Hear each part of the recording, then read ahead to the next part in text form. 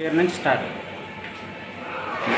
MTV స్వామి Adoni depot deputy సూపరింటెండెంట్గా విధులు నిర్వర్తించాను. ఈరోజు పదవీ విరమణ ఈరోజు జరిగినది. నేను ఆర్టీసీ నందు 84లో అపాయింట్మెంట్ అయ్యాను. కండక్టర్గా ఆర్టీసీలో స్టార్ట్ అయినాను.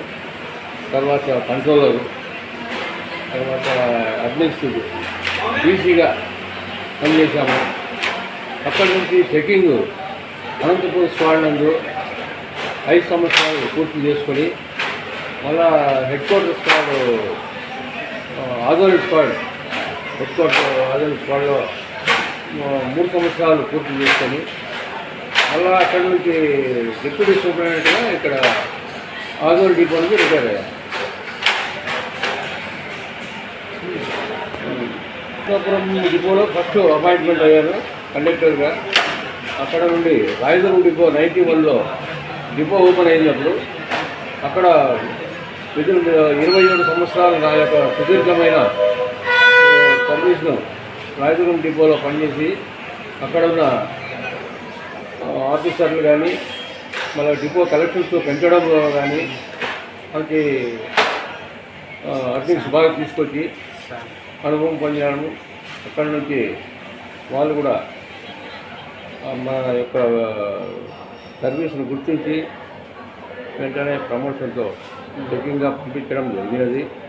27 సంవత్సరాలు పూర్తి చేసుకొని రాయదుర్గం నందు స్క్వాడ్కి వెళ్ళిపోయాను. ఈరోజు 31 మే నెల 2024లో మీరు రిటైర్మెంట్ అయినారు. అది చెప్పండి. అట్లనే మీరు చెప్పండి.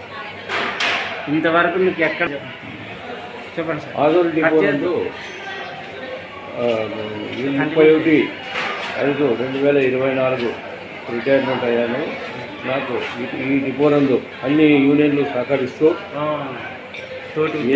తోటి కార్మికులు, సూపర్వైజర్లు కానీ గ్యారేజ్ సెక్టర్లో కానీ మనకి పూర్తిగా సహకరిస్తే మా యొక్క ఉన్నతమైన హోదాను గుర్తించి ఎటువంటి ఇబ్బందులు లేకోకుండా పూర్తి మా యొక్క సహకారాన్ని వాళ్ళు అందజేస్తూ వాళ్ళ యొక్క సహకారాన్ని తీసుకుంటూ వాళ్ళ మన్ననలు పొందుతూ ఈరోజు ఎంతో సంతోషకరంగా ఆదోని డిపో నందు దిగ్విజయంగా రిటైర్మెంట్ అయినందుకు నేను పూర్తిగా వాళ్ళకి కృతజ్ఞతలు తెలుపుతూ ఆదోని డిపో 50 మంది